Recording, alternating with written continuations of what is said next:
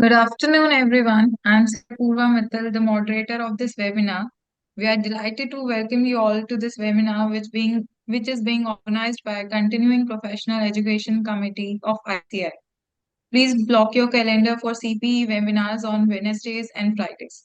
It is my pleasure to be the moderator for the webinar on professional opportunities for CAs under RERA and subsidies for agro and food processing. In a short while, we'll start this webinar. First, I would like to apprise you about the CPE committee. In today's ever-changing professional scenario worldwide, the biggest challenge the professional face is how to stay on the top of their game while adapting to new requirements and norms. Therefore, it is imperative to aim to be up to date to offer unique guidance, influence others with their innovative approach and expertise. It is also vital to stretch old ideas beyond traditional boundaries to create new perspectives. In this context, continuing professional education facilities professionals to maintain, improve, and broaden their knowledge, skills, and expertise required to achieve their professional goals through webinars, seminars, etc. The program for this evening is as follows. We have two sessions of 1 hour each, and the topics are professional opportunities for CAs under RERA, and the second one is subsidies for agro and food processing. Our eminent speakers will talk about the above mentioned two emerging areas. Now, to formally commence the session, now I invite our Vice Chairman, CA Vishnu Agarwal ji, to deliver the welcome address. CA Vishnu Kumar Agarwal ji is our Central Council member of ICI for the term 2025 to 2029. He currently serves as the Vice Chairman of the CPE Committee and the Direct Tax Committee of ICI. Additionally, he is an esteemed member of several other key committees of ICI. With our 2 decades of experience, he specializes in income tax matters and also authored the book Landmark Judgments of Income Tax. Beyond his professional commitment, CA Vishnu Kumar Agarwal ji is actively involved in social service and community initiatives. His professional acumen, leadership roles, and dedication to both the profession and society make him a respected figure in the accounting and taxation domain. I request you, sir, to kindly address the gathering. Thank you, madam. Respected our own chairman and the Central Council member of the CP committee, Satish Gupta ji, moderator and the Ganganagar branch chairperson, Purva Mittal ji, today's speaker, Sunil Naik ji, Ashish Jain ji, and Ginni Goyal ji, the secretary, and all the technical support team. I welcome all my members in today's webinar. In spite today, the last date is going on for the return filing, but our members today are happy to hear our Sunil Naik ji and Ashish Jain ji. So our more than 500 members are attending this particular webinar today. So thank you, Sunil Naik ji and Ashish Jain ji, for accepting our invitation, and Purva Mittal ji for accepting for moderator. Friends, I am a vice chairman of the two committee, the CP committee as well as the direct tax committee. So I will not much speak about the CP committee because our chairman Sri Satish Gupta ji is here. So I will just apprise for the direct tax committee, friends, for the new finance bill 2025 when came. That the first time the ICA has given the suggestion to the select committee close by close suggestion, and when new finance act 2025 had came out, friends, we have seen that more than 90 suggestions is accepted by the select committee, and it is a part of the new income tax act 2025. And for benefit of our all the members, friends, we are coming out with the income tax act 2025 from the direct tax committee in the next 10 days. Friends, we have also came out with the guidance note of the 44AB, our tax audit report, before 20 days, and it is posted on the website. So I request each one of you kindly take maximum benefit of the guidance note for the tax audit report. As well as we have also came out with the ITR 1 and 4 and remaining ITR checklist for the ITR 1 and 4, and the remaining checklist for the another ITR is also soon in the launch in the next few days. Friends, Most importantly, the council has decided for the signing of the tax audit report from 1/4/2026. It is very important, friends. Now the if if in any partnership firm there are 3 to 4 partners, suppose we take the 3 partners, then the total tax audit limit is 180 for all the 3 partners. And any one of the partner can sign on behalf of the another partner any tax audit report. The council has decided, council has passed from 1/4/2026, only individual partners can sign. Any partner cannot sign on behalf of the another partner on any tax audit report. Friends, one more important council has passed the decision that in the gift city, in the Gujarat gift city, Gandhinagar gift city, any partnership firm can open the mirror partnership firm in the gift city for benefit of the all the taken the advantage of the gift city. So friends, kindly read out all the guidelines of the gift city, opening the chartered accountant firm in the gift city, the mirror chartered accountant firm in the gift city. So your another points for the CLAGP will not miss out. Friends, with these words, again I welcome all of you in this today's webinar, and I request our moderator to introduce our Satish Gupta ji, our chairman, and then he will say a few words for our committee. Thank you, friends. Thank you so much, sir, for your kind words and warm welcome. Now, to further guide us and share his thoughts, it is my honor to invite our chairman of the Continuing Profession Education Committee, C.A. Satish Kumar Gupta ji, for the welcome address and opening remarks. C.A. Satish Kumar Gupta ji is presently serving as the chairman of the Continuing Professional Education Committee of the Institute of Chartered Accountants of India. In addition to his role, he is also the chairman of Within Directorate and the vice chairman of the Committee for Members in Practice for the current term. He has previously served as the council member of ICI from 2019 to 2022. He is a renowned speaker and author specializing in income tax, assessments, searches, surveys, and professional development topics like goal setting and career planning. So I request you to kindly address the gathering. Thank you. Thank you very much, Purva. Thank you, sir. Vice Chairman of the committee, my brother C. Vishnu Agrawal ji from the Western region, from Mumbai. Ginni Goyal ji, Secretary of the CPA committee. Sunil Nayak ji, a very renowned chartered accountant, speaker on RERA opportunities for chartered accountants. Another speaker, Mr. Jain, and my dear friends who in very large number attending this very important webinar on the opportunities for chartered accountants in 2 different sectors. A very warm welcome to each one of you, and thank you very much to each one of you for attending webinars organized by the CPE committee. My dear friends, CPE committee is committed this year to provide quality of the program and to provide availability of the program to the last chartered accountant residing in the remotest corner of the country.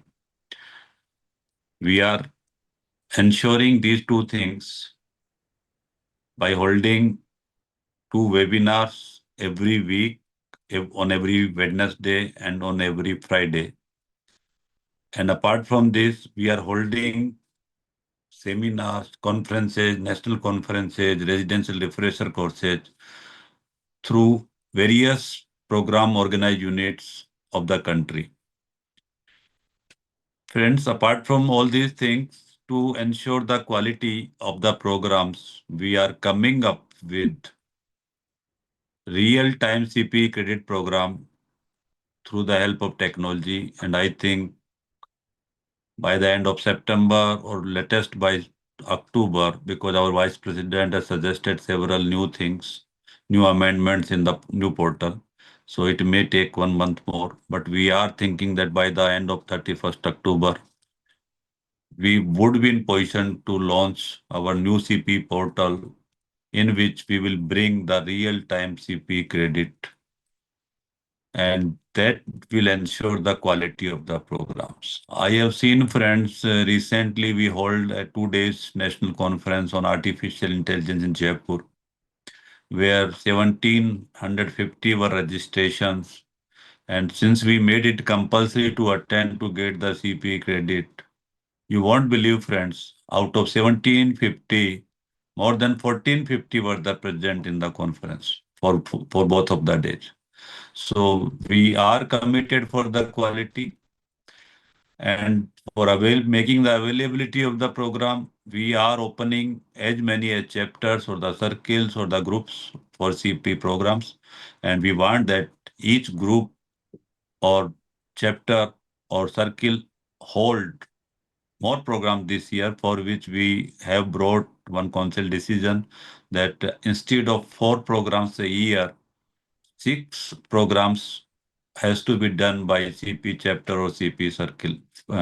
I think we this will be applicable from next year onwards, and you will be notified with this.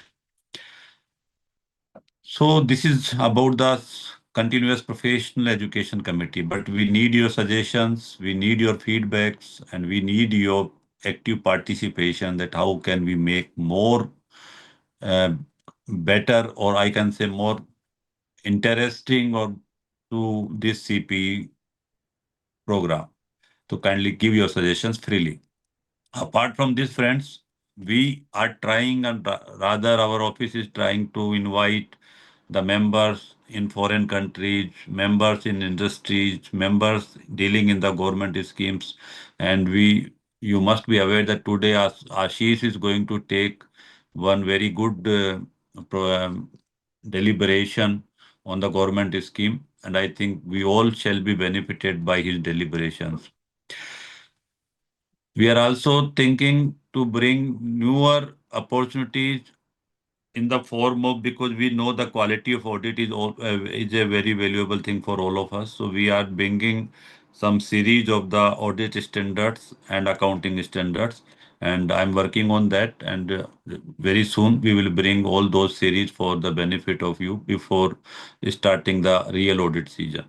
One important thing which I want to share with you, friend, now that it is the time to complete the tax audit to, and I know that most of us are waiting for the, I can say, the extension of the time by the government of India. But I would request you that don't wait for any extension. It may be there, it may not be there, but we should start our work of tax audit because it is very important, friends. Clause 22 on MSME reporting is very time consuming, and you will have to allot a big time of that particular clause, and other clauses are also very important. So I would request each one of you that kindly start tax audit right now and tell your clients to come prepared. And believe me, friend, that uh, each one of our clients should know that it is their duty to fill the Form 3CD. It is their duty to follow the accounting standards, and we are to report for any non-following up. So take care and start the work because non-corporate entity formats have been changed. Those are applicable in tax audit also, and it is again time consuming. And if your client does not come with the new format complied with the non-corporate entities. So take care how to report that particular non-compliance. So with these friends, I just don't want to take much of your time because I know Sunil Naik sir is here. Ashish Jain is here. Both are very competent speakers. Both are very competent chartered accountants, expert of their subject. And by listening them, you will definitely have a very big value addition to your knowledge. And I think RERA, I usually say that when RERA came, we chartered accountant didn't adopt it, and that we lost an opportunity. Whoever adopted the practicing in RERA had very good opportunity for their farm for themselves. So likewise, what Ashish will tell today, we should take this an opportunity. We should start that particular work at our offices. I know and I believe that by adopting all these webinars, by listening all these webinars, by adopting good things out of these webinars, will make a very big value addition to each one of you. Thank you very much, friend. Thanks a lot. All the best and happy festival seasons, because there are several things are going up, several things are coming up, and but we all are together here to work for the profession, for the betterment of profession, for the betterment of fraternity. Thank you very much. Thanks a lot. All the best. Over to Purva. Thank you so much, sir, for your insightful words and for setting the tone for today's session. Your guidance truly inspires us and adds immense value to the webinar. With this, we now begin the technical session of today's webinar. Our first session is on professional opportunities for CAs under RERA, and we are privileged to have with us an eminent speaker, CA Sunil Damodar Nayak. He has been the founder partner of firm Messrs. Thakur Nayak and Dio Chartered Accountants since 1982, with vast experience in corporate accounting and advisory for leading business groups in India and abroad. He has core expertise in real estate, township projects, SRA projects, and commercial and residential developments, and practices full time as a RERA consultant, handling projects, registrations, compliances, and dispute resolution. He has been empaneled as a qualified arbitrator by the Institute of Chartered Accountant of India and as actively appointed as an arbitrator by various real estate developers and landowners. He has been a panel speaker at ICI and real estate organization conferences on RERA and is a specialist in taxation, investment structuring, and financial advisory, with active participation in primary and secondary security markets. We look forward to gaining insights from your expertise, sir. Now I request you to kindly take over the session. Thank you, Purva. Thank you, Vishnuji. Thank you, Satishji. Honestly, it is an opportunity not to be missed at all. RERA is very close to my heart because I am a full-time chartered accountant into RERA practice. So for me, it is my bread, butter, cake, everything. I to practice 1982, and since that day up to 2017, I was into full-time normal practice, the conventional one. When RERA came into play, maybe the first lot of chartered accountants who were ready to take the risk, I was one of them, and I decided to stop my all other practice and start afresh with a RERA practice. So that vertical, which is supposed to be one of the verticals for other CAs, is my full-time vertical.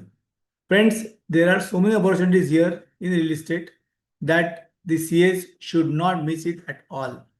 From my experience, I can tell you the opportunities are enormous because real estate contributes to almost 22% of the GDP of India by way of direct contribution and through the ancillary industries. So friend, this is a line, this is a industry which is very dear to everybody. Each and every person who is in the conference right now has purchased some property in his lifetime, has sold some property in his lifetime, maybe has interest in development also. So friends, all of us being chartered accountants, we know how to handle finance. I can claim we are the best of the lot, and hence it is our best choice to gain insight into this industry, which is very important for all of us. So starting my presentation, I like to speak about RERA as an act, and secondly about all the players in the real estate industry who are potential clients for all of us. So starting with RERA, this is a central act which is formulated by the central government, but the rules and regulations are to be decided by the state government. So it is a combination of a central and state act. So all the act clauses, provisions are coming from the center because they wanted a pan-India law which can encompass the entire nation as a whole, which means that a person sitting in Mumbai will be having a comfort of buying a property in Chennai because the law of the land is the same whether it is Mumbai or Chennai. Secondly, the rules and regulations are for the state so that it can address the special cases about the state. So in Maharashtra, we have a law wherein the authority is MahaRERA, which is the Maharashtra Real Estate Regulation Authority. So the authority governs the law, implements the law, and controls the law. So friends, we have a law which encompasses everything in India, which means that if you set up your practice, you have the potential of going all around the country for dealing in real estate. Next. So when the housing minister at that time, Venkaiah Naidu ji, when he presented the law in the parliament on the floor of the house, he said that though we have got MOFA or Consumer Relations Act, why this law is required? So you were asked this question in the parliament, and the answer he gave to the parliament, to the attending members, was that we require a law to make sure that there is accountability towards allottees. The purchasers who are going to invest their hard-earned money for buying a real estate should be given sufficient amount of accountability so that the developer who promises their delivery over a period of time is accountable allottee. So basically, as all of you know, is a law for the benefit of the allottee. It is a consumer welfare legislation, which means that this law will always try to protect the allottee, who is the consumer. So the builders had a problem with this. The developer said, this is a law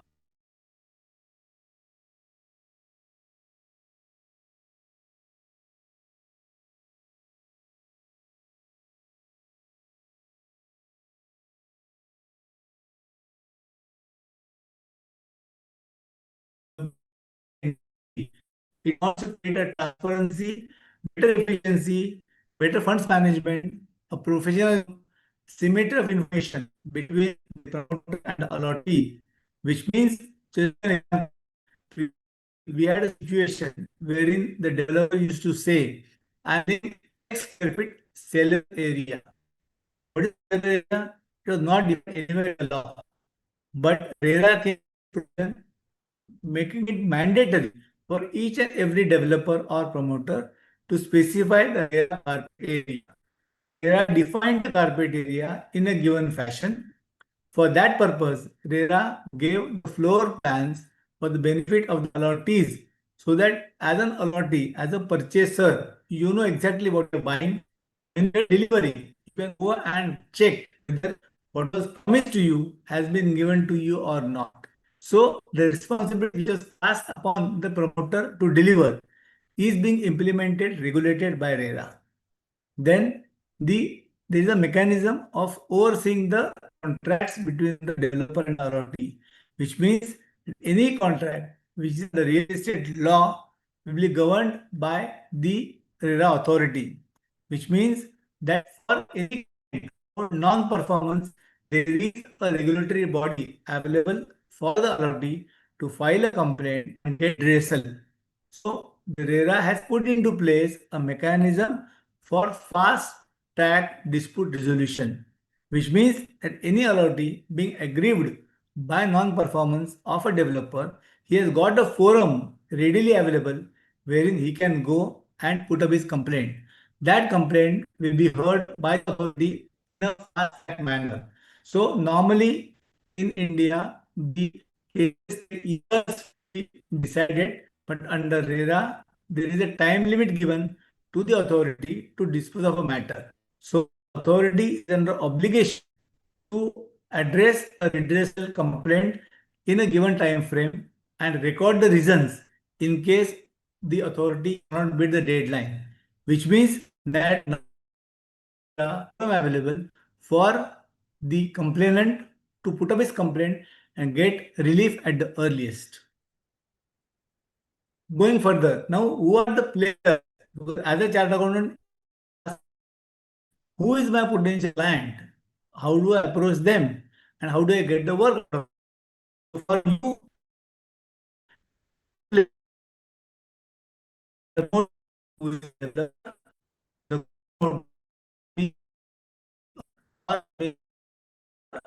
then you have got a landowner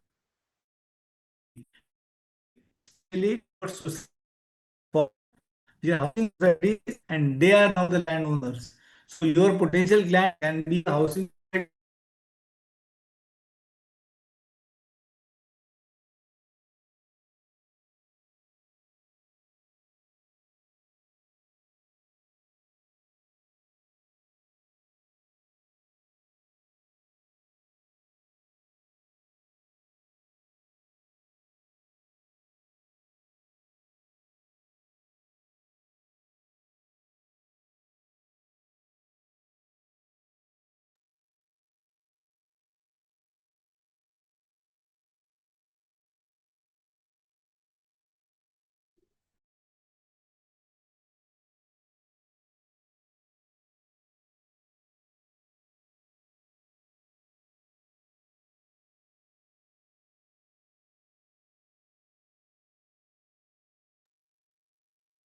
Hello, Sunil sir.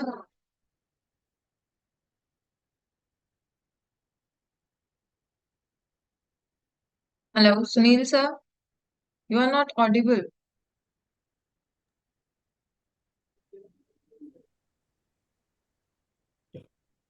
Uh, Sunil sir, if I'm audible to you, I would just request you to move to a better network area. Yeah, I've done that. I've done that. Yeah, I've done just now. I've done that.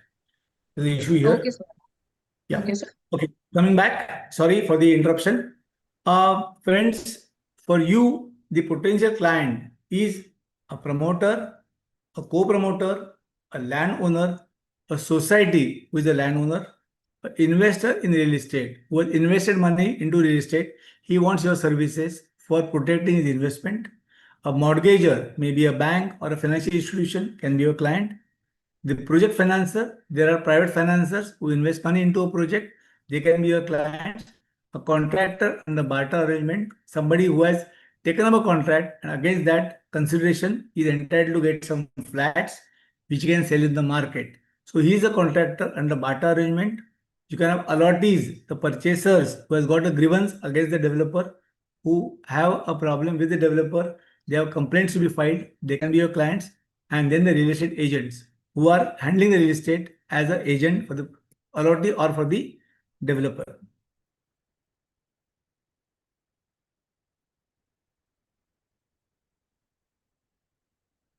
For the developer.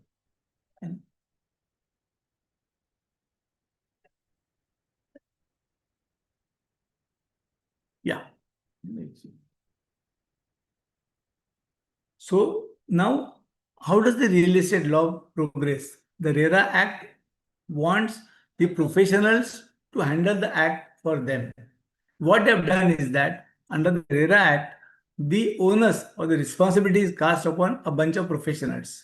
Who are these persons?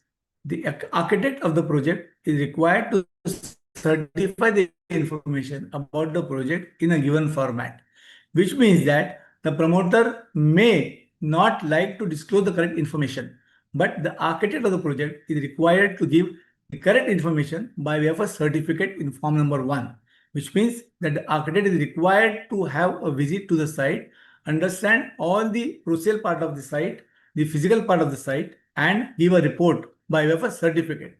Friends, certificate is a statement of facts. It is not an opinion or a report. It is supposed to be given on the basis of verification of the facts. So the onus is upon the architect to give the information in a given format and duly certify it. Same is the case with the engineer. Then we come to our chartered accountant profession. We as chartered accountants are imposed a duty by the RERA wherein we are required to issue form number 3, which is a certificate by a chartered accountant about the financial discipline being expected from the promoter under RERA and the performance of the promoter under RERA, the compliance is done by the promoter. So as a accountant, you have to get the information from the client and certify it. Here, we are the only professionals who are allowed to do this. The company secretaries or the cost accountants are not permitted to issue any certificate like this. So this is an opportunity only given as a monopoly practice to the chartered accountants, which means that nobody else can certify the information the way it is expected by RERA. Here, friends, all of you should look into this form number 3 to make sure that this opportunity is not wasted by you. The form 3 has to be issued by you, and only after the form is issued, the promoter is entitled to withdraw money from the bank. So unless the form 3 is issued by a chartered accountant, the promoter is not permitted by the RERA account holding bank to do the financial transactions. The entitlement of a promoter to withdraw money from the RERA account is based on the CS certificate, which means now that you have shifted your position from the expenditure side of the client to the revenue side. You are the person who is going to generate revenue, or who will allow the client to use the revenue for the project. So your importance is increased manifold. But unless you issue the certificate, the client cannot progress to utilize the money which is collected from the allottees. So friend, this is the first opportunity for you as a chartered accountant to look into this form number 3, certify it for the client. Secondly, in addition to form number 3, there is form number 5 to be issued by the statutory auditor who is auditing the accounts under any other law, income tax, GST, Companies Act. That auditor is required to issue form number 5 at the end of every year. He is supposed to certify how the funds for the project have been collected, how they have been utilized, whether the promoter has used the money collected in the project for the project. Any divergence, any siphoning off is to be reported by us, which means that again we gain importance as a chartered accountant because our information is going to be very vital for the project. Friends, here again you have got a monopoly. Nobody else can sign form number 5 other than a chartered accountant. So all of us are given the opportunity under RERA to sign form 3 and form 5 so that the client can do his business in the right manner. It is our job to educate our client to make sure that he follows the financial discipline expected of him. We are supposed to educate and guide our client so that he is compliant with the law, because any non-compliance may result into penalties for the client which are very, very high. So it is your job to protect your client against the wrong things that he may intend to do, and it is your job to make sure that the discipline is properly followed by the client. I know it is a difficult task to take care or manage the developers who do not have any financial discipline or any worry about their behavior, but it is our job to make sure that they do work in the right manner. Then the advocates and the bankers are also required to perform their obligation under RERA. Going next. So now what exactly are we supposed to do for the promoter? Because he is the first potential client for all of us. Herein, under RERA, there is a registration process, which in my opinion, we are the best competent persons to handle that. Because the registration requires a coordination amongst all the professionals and the promoter also. The registration requires all certificates to be compiled together, all the information to be compiled together and presented. There should be a synergy between the architect, the chartered accountant, and the engineer, that they give the information in the correct manner. Because RERA has got the mechanism of verifying the information in form 1 of the architect, form 2 of the engineer, and form 3 of the chartered accountant, whether they are talking the same language or not. In case there is a discrepancy, then it can be taken to task for the promoter. Going further, under the RERA law, there is a quarterly compliance to be done by each and every promoter, which means the compliances are regulatory, they are on a quarterly basis. So every quarter, as a promoter, he has to get the certificates from the chartered accountant, engineer, and the architect and submit the same for the benefit of all the allottees. So compliances is a very major work that we are required to do. Form number 3 certification, form 5 certification is important from the compliance point of view. In case the compliance are not done in time, the way we have got GST penalties, similarly we have got penalties under RERA also. And in case of non-compliance, RERA reserves the right to terminate the project, to put it the embargo, which means that for a fault of a chartered accountant, the promoter may come into trouble. So you as a chartered accountant, it is your duty to make sure that the QPR is generated well in time, the information is compiled properly and presented to RERA. Then for the promoter, as always, income tax and GST, wherein we are the most proficient people, we can handle that in the best manner possible. Coming further, the litigation under RERA. Normally, litigation is the forte of advocates, but here under RERA, we are permitted as a chartered accountant to represent the client in front of the authority as well as the tribunal. The way under income tax, we represent the client at the assessment level and the tribunal level. Same way under RERA, you are permitted to present your case to the authority as well as to the tribunal. Friends, here, this is the best possible opportunity for us to make enough money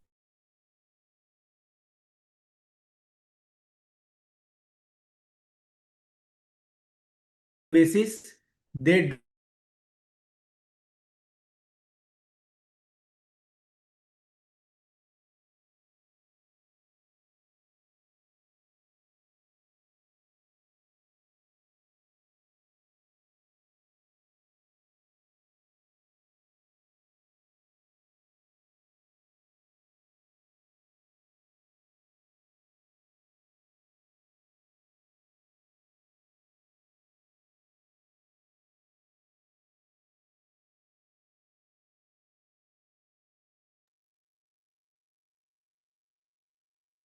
sorry again, some issue here with. So is it fine now? Yeah, it's better now. Yeah, I don't know what is the issue here, but I'm in my office, so there's shouldn't be any trouble there, but it's happening. Okay, yeah, going ahead. The litigation, we are having the opportunity to litigate on the client. The advocates who charge the client on a regular basis, they do not attend the hearings unless their old fees are paid. But we, as chartered accountants, we are always more than careful of the clients. We raise the bills, but we do not recover the money in time.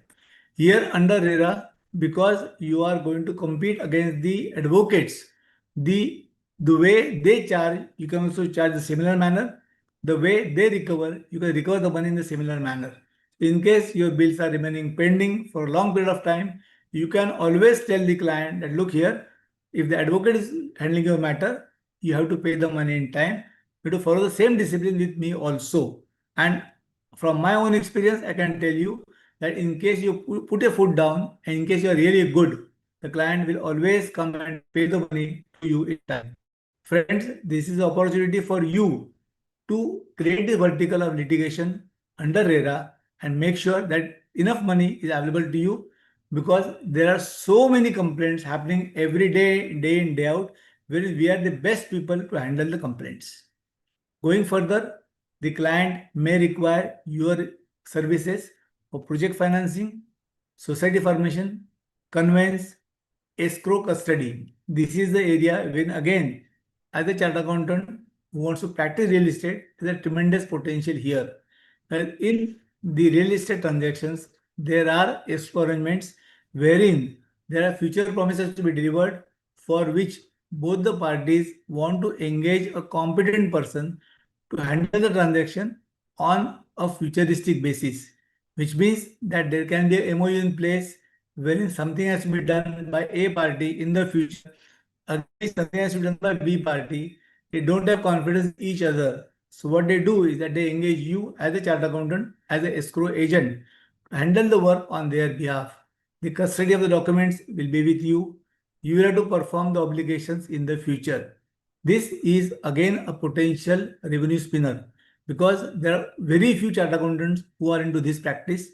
This is a practice which is noble because you are helping the clients to perform in the future also. So friends, this is an area wherein you can put your energy and efficiency to the best possible use, because this is a very specialized work. Naturally, the fees to be recovered are much, much better than normal fees. Then decision regarding entity creation to implement a project. For example, in case a landowner comes to you, whether you want to make him as a promoter, you want to make his family as a promoter, you want him to enter into a partnership, you want to form a company, what exactly should be the entity is a you as a chartered accountant and guide your client. Maybe from income tax point of view, from GST point of view, all this planning can be done by a chartered accountant in the best possible way.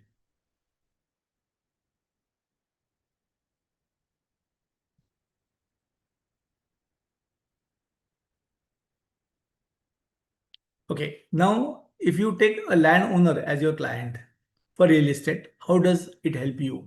A landowner will require services because when he decides to go in for real estate development, he may go in for area sharing understanding with the developer. He may go in for revenue sharing understanding with the developer. Both the arrangements require application of mind by the chartered accountant to make sure that his client is safe, he gets his money in time, gets it delivered area in time, gets all his performances delivered to him in a proper manner.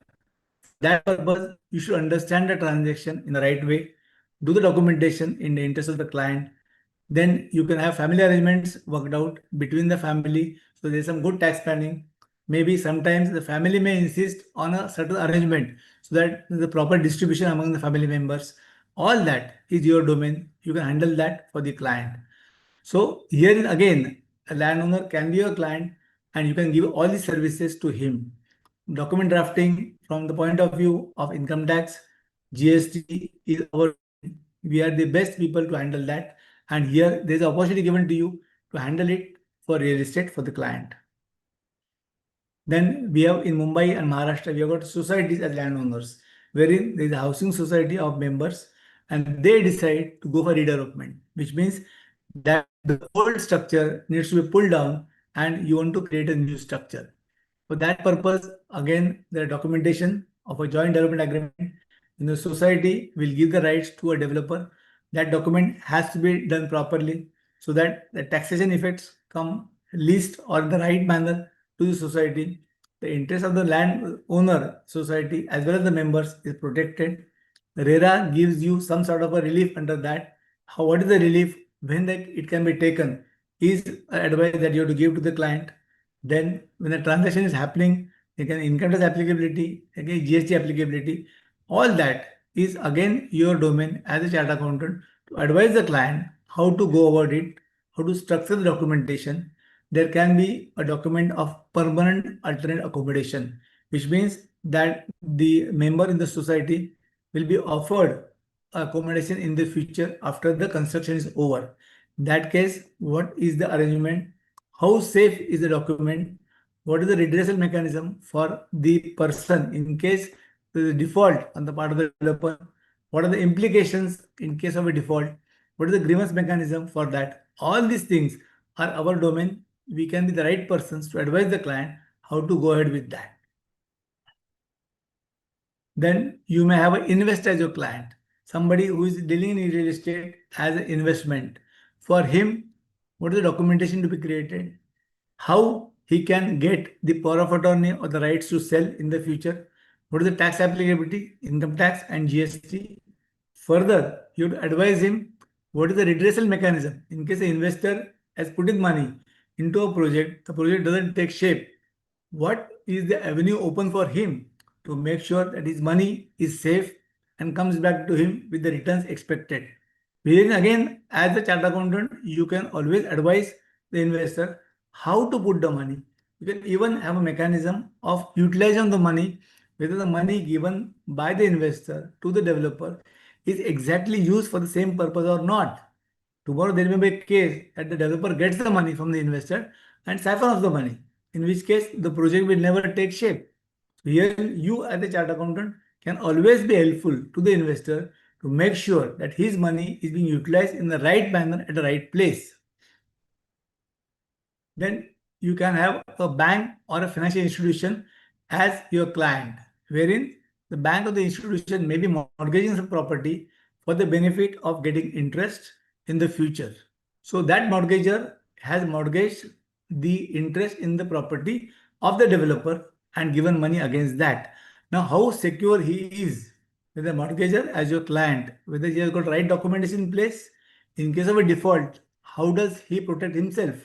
Tomorrow, in case there's a default on the part of the developer, what is the mechanism? Which court to approach? In case you got the proper rights, then you can encash them faster. In case the rights are not taken properly, you may have to litigate for a long period of time. Here you come into picture because you are the right person to understand the documentation in the interest of the investor. So friends, an investor also can be a good potential client because he has put in money in a project on the faith that you are going to perform and going to take care of interest in the future. So friends, if you are handling that service, your fees are naturally risk oriented. So naturally you can always charge a good amount of fees because you are mitigating the risk of the investor vis-a-vis the developer. A project financer. We have got housing finance companies, NBFCs, banks who give project financing to the developer. Here, you can be the person who monitors the utilization of the money, which means in case there is a project finance, then you as a chartered accountant can give the service to the client to make sure that the project finance given by the client is utilized by the developer in the right manner. You can always generate reports for the benefit of the project financer so that his investment is properly monitored, utilized, and the investment comes back to him over a period of time. Here, the RERA Act gives you the facility of the RERA portal, wherein the information about the project is available to you to scrutinize. And from that scrutiny, you can get the information in the right perspective for the benefit of the project financer, which means that you can be the chartered accountant who is engaged by the project financer to monitor the project to make sure that the project is going as planned by the developer. And in case of any discrepancy or a variation or any loss, the chartered accountant can be in a position to advise his clients about the red flags to be raised and make sure that the red flags are being attended to in the proper time frame, wherein you will always be there on the scene so that the investment done by your project financer does not go bad. So here again, as I told you, this is a area wherein the risk for the investor or the financer is very high. Naturally, in case you are going to mitigate that risk, you as a professional are bound to get that good amount of fees because you are delivering a performance in the interest of the client. So herein again, as I told you, the potential of raising the fees on the client is very good because you're instrumental in monitoring his fund flow, his security, his investment, and his returns. In Mumbai, especially, we have got this arrangement of contractor under barter arrangement, which means the contractor is engaged by the developer. He gives the services of construction, but against that, the developer may pay him some money by bank payments. Balance here allow him to use part of the goods created, the flats created or the units created to be sold by the contractor. Again, here now, you as a chartered accountant, you have to do the documentation for the barter arrangement. In case you represent the developer, you have to make sure that the contractor does not take advantage of you. He may sell off the goods to him before he delivers the performance of construction. In case you are from the contractor side, you may be worried that you have spent more money on construction, but your recovery from the developer is still lagging behind. So to maintain that balance, you have to make sure that the documentation that is created under barter arrangement is fair to both the parties. Secondly, there are multiple disputes and litigation happening all over in the real estate industry. The industry is full of disputes and litigations. So to mitigate that, how a document can be made perfect, so your client is protected from the vagaries of the other side. Secondly, income tax and GST, which is your forte. I don't know to tell about that. That is also here. So when you're handling income tax or GST for a contractor, you have to make sure that you take more interest in his business and make sure that you can contribute to his related activities in your services to him for the betterment of his business. The most important person in the entire transaction is the allottee. Allottee in normal parlance is the purchaser of the unit who has purchased the property by investing into the real estate. Now this gentleman is absolutely ill-informed. He does not have the proper information with him. He does not know how to verify the website. He does not know what are the implications of non-delivery, non-performance, maybe even some agreements. He doesn't understand that what are the implications of the agreements, what are the intricacies of the agreement. Here you come to his help as a chartered accountant, and honestly, the allottees are the best payers of fees to a chartered accountant because they are really sincere and they are a worried lot because they are worried whether they are getting the right investment or not. So here, friends, you as a chartered accountant is in a position to understand the project, to verify the risk involved in the project, and make sure that your client, who is the allottee, is being protected properly. So there are documentation like a letter of allotment, agreement to sell, a possession letter, which is created during the course of the transaction. Each and every document can be verified by you, understood by you, You can advise the client whether the documents are correctly done or not, whether they are in the right manner, and whether they can give you the performance expected from the developer. Then going further, in case you have a problem with the developer, then what is the protection RERA? How that protection can be brought to advantage is your domain. As a chartered accountant, you can always look into the act of RERA and make sure that your client is entitled to get the protection which is being offered under RERA to you. How to get the protection? What sort of a complaint to be filed is again your domain. You can file the complaint on behalf of your client. You can go to the RERA authority. If you're not happy with the order which you get, then you are entitled to go to the RERA tribunal. As I told you earlier, you are entitled to represent your client in the litigation at the authority level as well as at the tribunal level. So friends, this is something new. We have never done this in the past. But tell you honestly, this is the domain of the advocates, but we have to learn the process of litigation. We have to attend the litigation being conducted by the eminent advocates, their body language, their mannerism, how to understand the mind of the judges who are listening to you, how to put up the arguments, what is the decorum to be maintained, how they argue the matters, when to keep quiet, when to push for the argument. All these are the skills that you are required to acquire over a period of time as you start this practice. But this is very interesting because here your rewards are directly related to the effort that you have taken. Your rewards are immediately spelled out because sometimes the judges may compliment you. Your client, when he is getting justice, he will compliment you that you have done a good job. It gives you immense satisfaction as a professional when you get an order in your favor. So herein, it depends on how much effort you have put in, what is your knowledge of the subject, how much effort you have put in to understand the subject, to understand the litigation, how you have presented litigation. Many times the case laws are already there, but you don't know about the case laws which are existing. It requires a good amount of research to go into the case laws, understand the implications, and then present them in the right manner. Friends, this is a very interesting thing.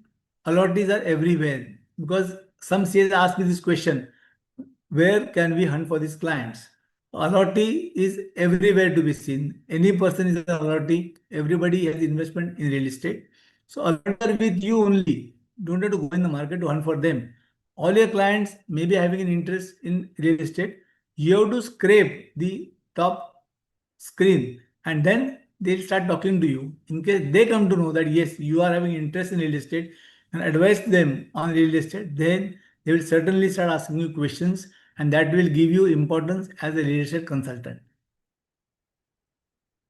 Then the agents who do the real estate transactions, they are also required to be registered under RERA. They are required to give examination under RERA. After the examination given by them, they get qualified as a RERA agent and their also accounts are monitored by RERA.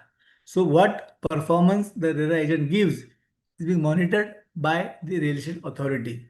Just give an example to you. In case the developer says, okay, I am giving the possession of the property within 3 years, but the agent comes and promises you, no, it will be happening in 2 years only, don't worry, the developer is good, he's performed very well in the past, so 2 years you can calculate. This is something which the real estate agent is not supposed to do. He is not authorized to do that, but still he will do it. And then he can be penalized for that. So if an agent goes beyond his authority, then it can be troublesome to him in the future. So if you are the consultant for such a real estate agent, it is your job to educate him about his domain, how to do his transactions, what to say and what not to say is something that you have to teach him as a professional. So friends, here again, there are so many agents who may be known to you and they require your services. Then the in the real estate industry, the architect, the engineer, advocate, and banker, they require your services because while doing their performance, architect wanting to issue form number 1, they use your services because he wants to understand what are the financial numbers in the project so that he can match his certification with your numbers. The engineer may require your services because he's going to certify the work completed in the project on the basis of his examination, but he will like to understand the numbers in the right manner, because tomorrow his certificate and certificate issued by CA, if they are mismatched, then both of them can come into trouble, because they are certifying the information of the same project. The same project which is being certified by two different professionals. RERA is there to match the two certificates. So here all these people require your guidance and services. So you may have a potential architect, an engineer, an advocate, or a banker as your client to whom you can render services. Giving an example, a banker who is giving housing loans to various people may require your services, because a banker may like to monitor his housing loan, whether it is utilized for the project rightly or wrongly, whether the project is completed or not, what is the security available to him, whether the performance of the developer is proper or not, whether the charge created in favor of the banker is properly monitored or not. All this will be managed by you as a chartered accountant for the banker. So here you can educate the banker, educate his staff is going to handle the project loans, so that in the right position to get his money back from the developer over a period of time. With this, I think I have covered my topic. The RERA topic is very extensive. In case the Form 3 and Form 5, which are the domain of the chartered accountants, they are required to be issued by you. You will have to apply your mind for Form 3. Understand the Form 3 in detail. Friend, here I would like to make an observation that Form 3 is a record which is created permanently. The institute expects you to generate UDIN so that the form remains intact all over in the future. A Form 3 issued by you will remain on the record of RERA for the rest of your life. So if the information certified by you is not correct or not proper, then you may face a problem in the future. So before issuing any form number 3 for any project, make sure that you have got the data properly analyzed, understood, and certified. Do not come under the pressure of a developer that he just puts up the information to you and you blindly certify for the client. Do not do that, because that can be troublesome to you in time to come. You are the obligation of issuing a certificate. You are not issuing a report. Please make sure that your certificate in the proper format, gives the correct information. I'll just give an example to you. Sometimes what happens is that the client wants to increase the expenditure on the project, so he gets a bill from the contractor on which the GST charged by the client contractor. The gentleman accounts for the bill and inflates the expenditure, and you have issued a certificate on the basis of that books of accounts.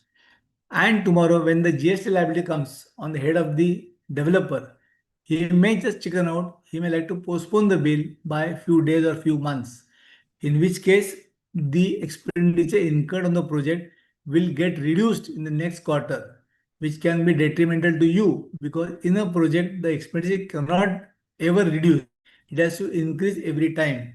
The client, for his own needs and fancies, may do some adjustments. So friends, it is your job to make sure that the data which you are certifying is properly stored by you.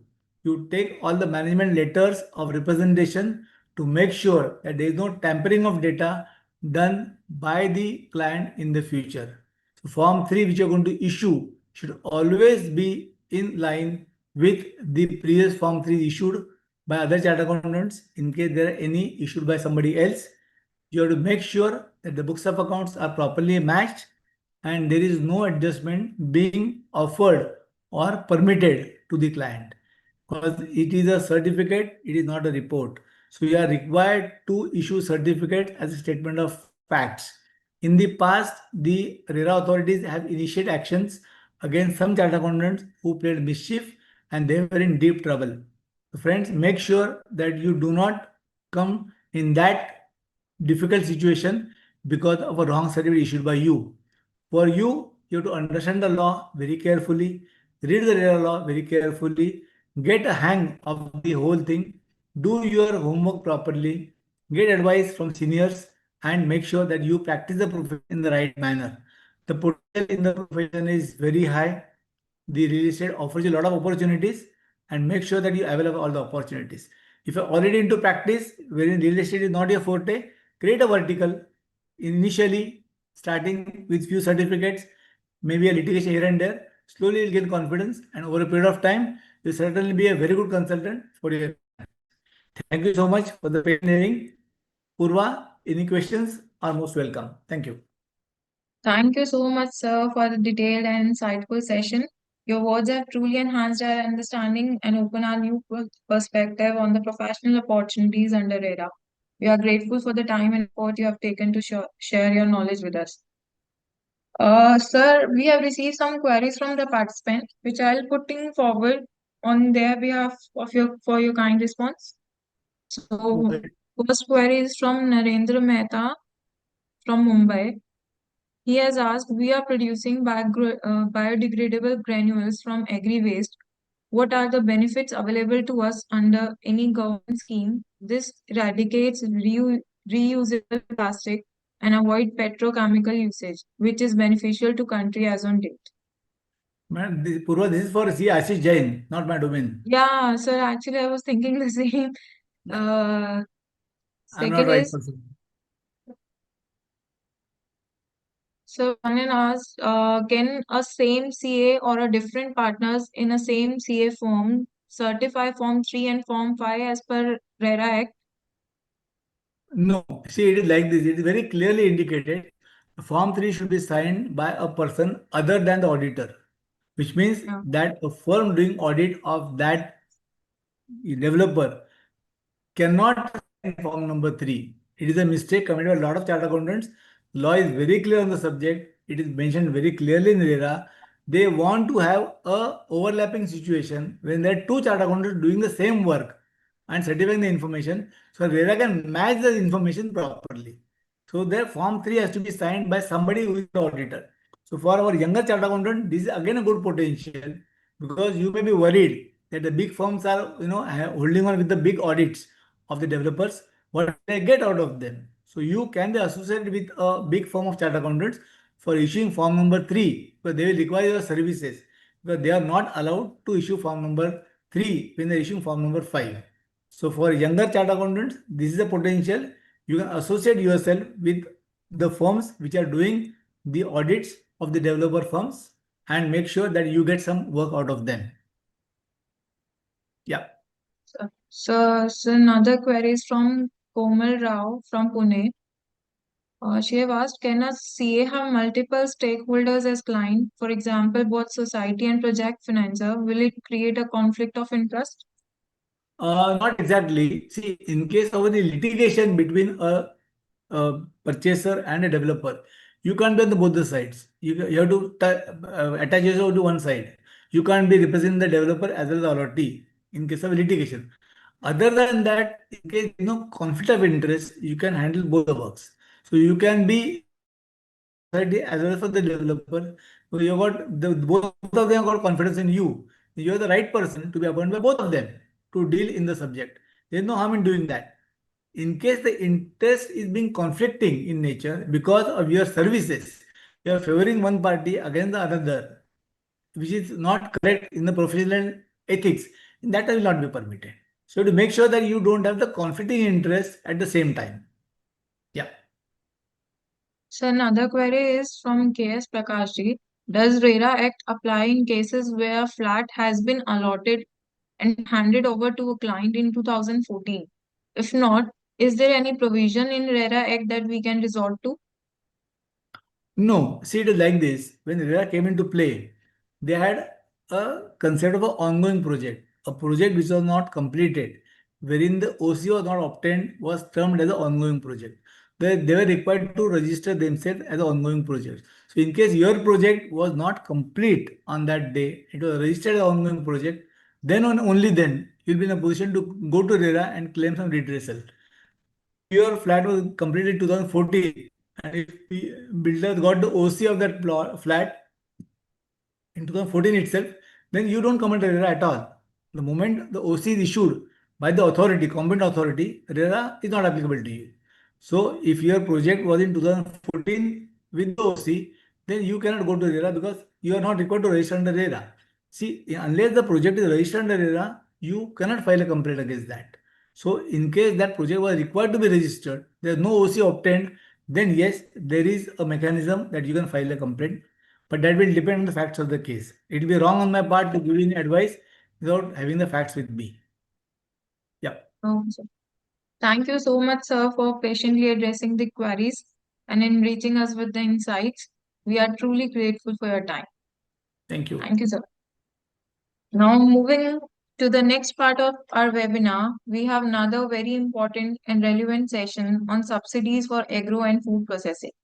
For this, we are privileged to have with us C. Ashish Jain ji, our esteemed speaker for the second session. I would just like to inform that 561 participants are attending the event right now. CA Ashish Jain ji has over 14 years of post-qualification experience with deep expertise in government subsidies and project financing, along with practical exposure to project setup in agro processing and food processing sectors, as well as subsidies litigation. He is a regular advisor for setup of agro processing, food processing, and various other segments which cover viability of project and techno-economic viability. He has delivered multiple sessions at ICI forums and various other platforms. We are eager to hear your insights on this crucial topic, sir. Now I request you to kindly take over the session.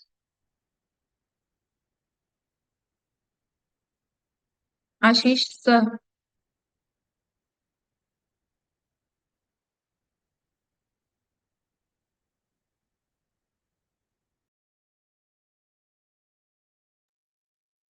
Thank you, Purva ma'am, and thank you, CP committee for inviting me as a speaker. Today, our topic is subsidies for agro and food processing.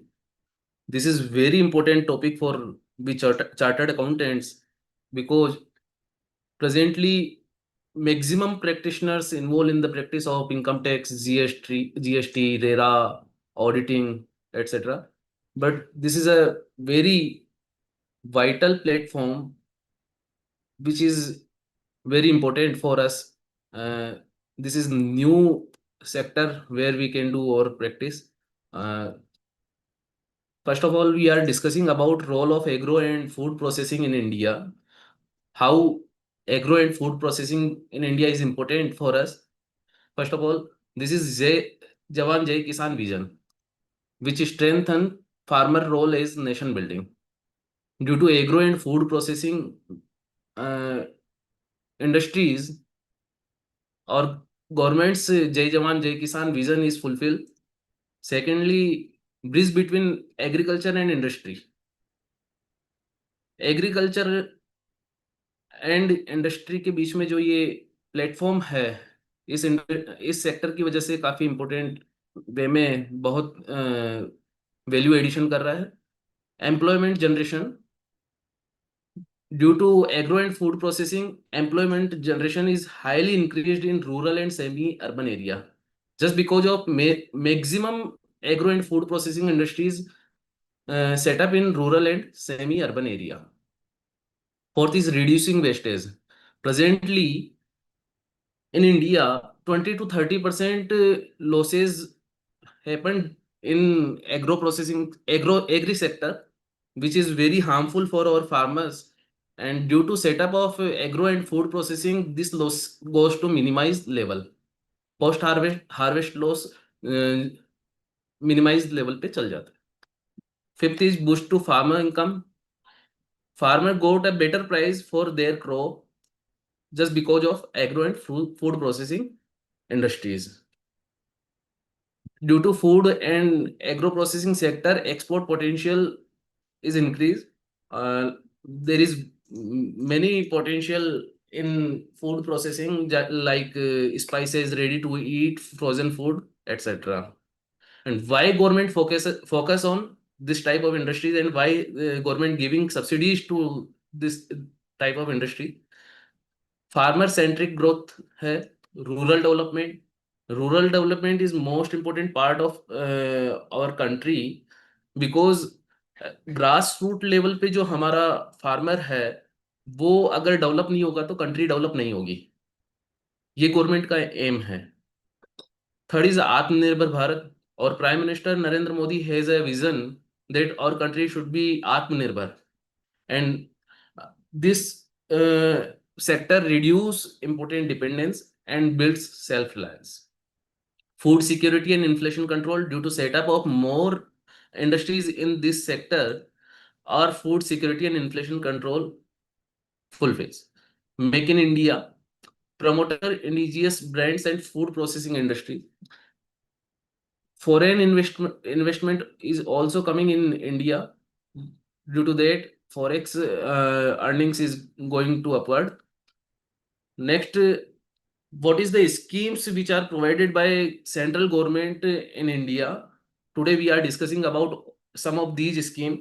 First is PMFME scheme, second is AHIDF scheme, third AIF, fourth PMEGP, fifth CFPPC. First of all, we are discussing about PMFME. What is the definition of PMFME? Prime Minister, full form of PMFME is Prime Minister Formalization of Micro Food Processing Enterprises Scheme. This scheme launched by Ministry of Food Processing Industries. First of all, we will discuss about what is the difference between agro processing and food processing. There is slightly little differences in agro processing food processing. Agro processing, a set of techno-economic activities carried out for the conservation and handling of agriculture produce and for making it usable as food, feed, fiber, fuel, or raw material for other industries. Besides food processing, to set up methods and techniques used to transform raw ingredients into food for consumption by human, including preservation, packing, and value addition. Agro processing basically converts raw agriculture products to secondary product, which may be usable directly as a food, or which may be secondary process to convert in food product. Or agro processing may not be used for the purpose of food product. Just like cotton seed, cotton, which is processed cotton in cotton ginning, and we get fiber from that industry, which is not edible, but part of the cotton seed is used for oil extraction. This type of product generate from agro processing. While if we are discussing about food processing, in the case of food processing, there is conversion of raw or semi-processed agro products into ready to eat or ready to cook food. Basically, focus of this on secondary and tertiary processing, basically packing, preservation, branding, etc. Value addition mainly at the consumer end, just like rice milling. We get conversion of paddy into rice, and rice is used for the purpose of food product, but we cannot directly eat that, but this is the food product. Oil extraction, we are getting edible oil. Sugar processing, flour milling, packaged snacks, frozen foods, bakery products, dairy products, beverages, etc.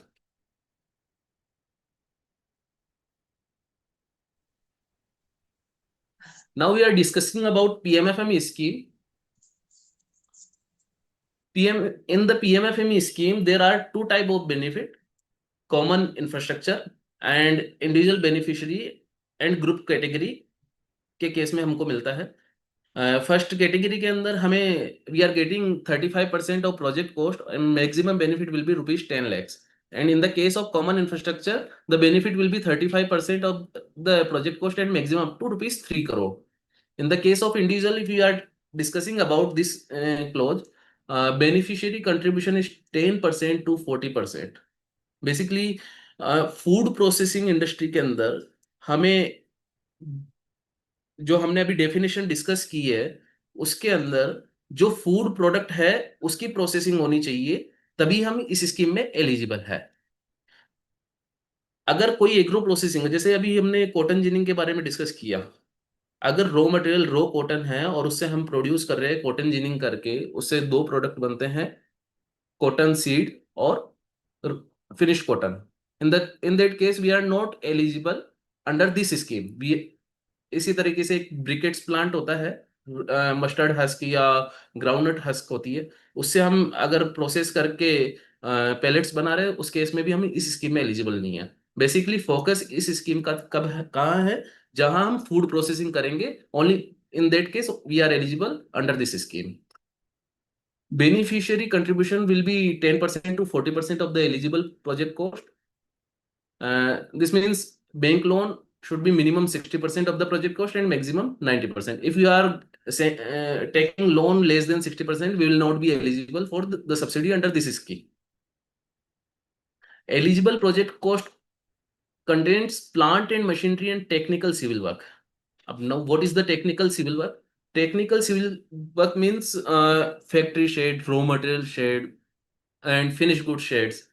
This is technical civil works. While plant and machinery means the machineries or equipment which is directly using for the purpose of manufacturing, but does not include cost of land or rental or lease work shed. However, technical civil work should not be more than 30% of project cost. Say example, if we are investing total 50 lakhs, in that case we are total eligible cost is 50 lakhs. In that case, maximum technical civil work will be 30%, yani ki 15 lakhs.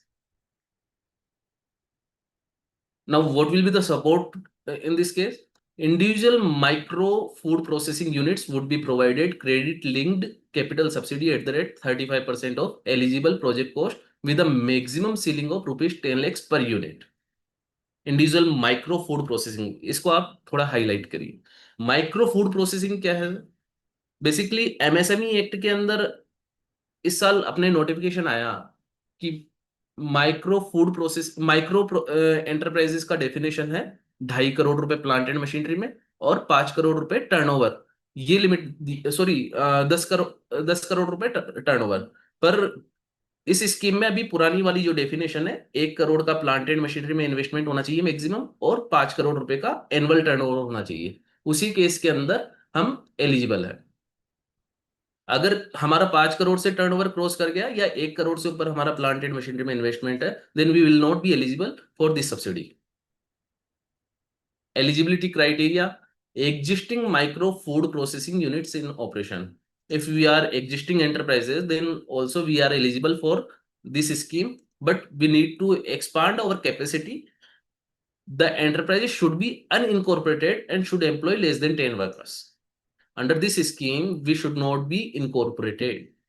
Basically, companies or LLP are not eligible under this scheme, and employee should be less than 10. If we have employees more than 10, then we are not eligible under this scheme. And applicant should have ownership right of the enterprises. It means no power of attorney, no authorized signatory. These persons are not eligible for the application or subsidy. Ownership status of enterprise could be proprietary or partnership firm. Simply, if we are proprietorship firm and partnership firm, we are eligible for the subsidy. Further, the age of applicant should be above 18 years. If applicant is less than 18 years, he is not eligible. Further, education qualification should be at least 8th class. If he is less than 8th standard pass, then he will not be eligible. Further, he need to willingness to formalize and contribute 10% of project cost and obtain bank loan. Bank loan is mandatory and 10% of project cost contribution is also mandatory. If you are not contributing 10% as on margin, you will not be eligible. If you are not willing to taking the loan, then you will not be eligible. This is the credit linked subsidy. Basically, term loan से subsidy amount link होएगी. Now, support to the group category. What is the group category? Group category covers FPOs, SSGs, producer cooperatives. FPOs stands for farmer producer or organization. SSG self-help group. These type of unit are eligible for the subsidy, and these units may involve in the sorting, grading, assaying, storage, common processing, packaging, marketing, etc. These units are eligible for 35% grant. What is the eligible activity? We are discussed about storage, common processing, packaging, etc. And these units are eligible for 35% and training support, and maximum limit of the grant in such cases will be 3 crore, which is already discussed in third or fourth slide. Now, what will be the eligibility criteria for FPOs and cooperatives? There are some criteria which need to follow. It should have minimum turnover of rupees 1 crore. Basically, if you are new FPO or cooperative, then you will not be eligible. Existing turnover should be 1 crore. You have 3 years of experience in dealing this field, and the cost of project should not be larger than the present turnover. If your turnover is 5 crore and your proposed project cost is 6 crore, you will not be eligible. Your proposed cost of project should be less than your present turnover, and minimum turnover should be 1 crore existing turnover. The cooperative FPO should have sufficient internal resources or sanction from the state government to meet 10% of the project cost and margin money for working capital. FPO, there is two type of FPO. First is aided by the government. Second is incorporated by private parties. What is the aided by government? There is a scheme 10,000 FPO is going to promoted by the Ministry of Agriculture, which is prima facie aided by the government for the purpose of initial 3 years operation. Thereafter, they will handle their activity at their own level. Then in the case of 10% of project cost may be made out by the government. But in the case of private FPOs, 10% of project cost should be funded by the own of the applicant. Now, support for common infrastructure. What is the support? Eligible agencies, FPOs, SSGs hai. Purpose: creation of facility for other units and public to utilize on hiring basis for substantial part of the capacity. What is the eligibility? Benefit to farmer and industry at large.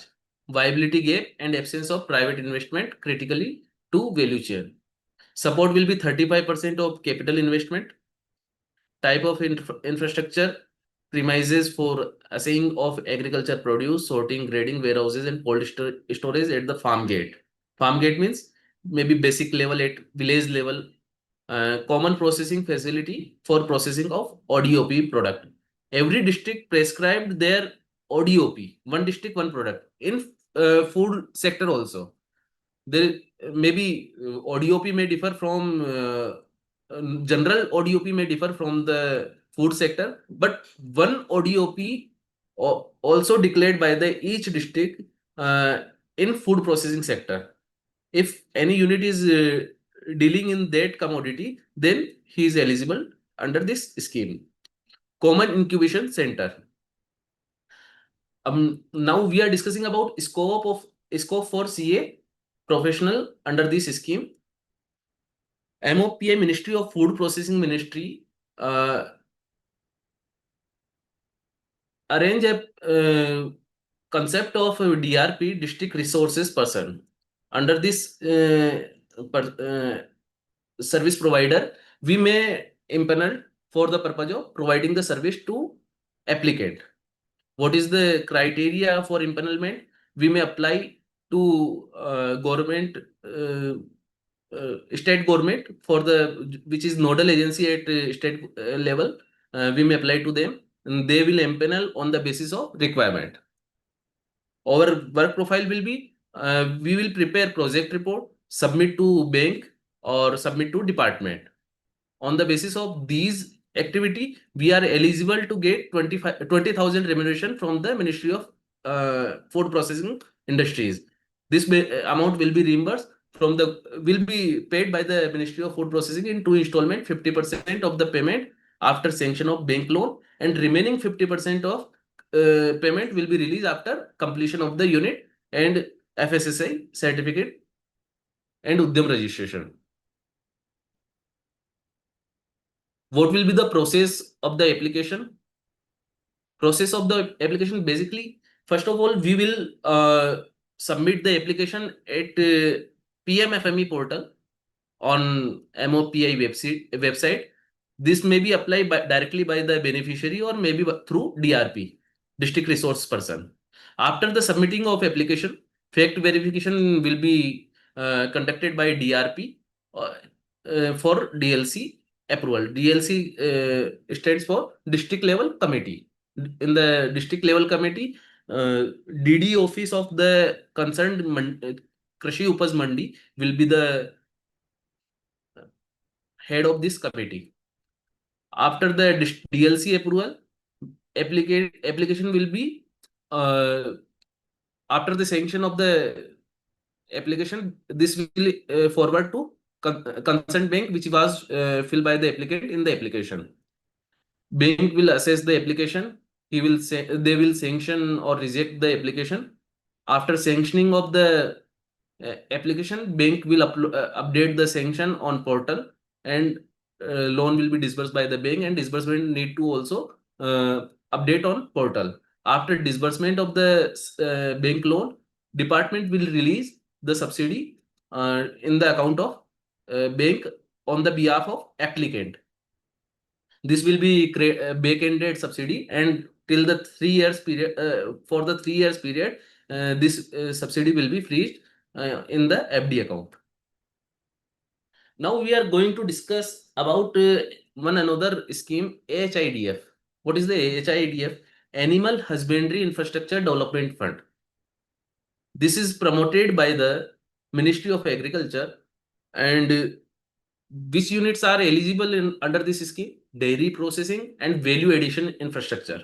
Basically, small dairies are also eligible for this subsidy. Secondary, meat processing and value addition infrastructure.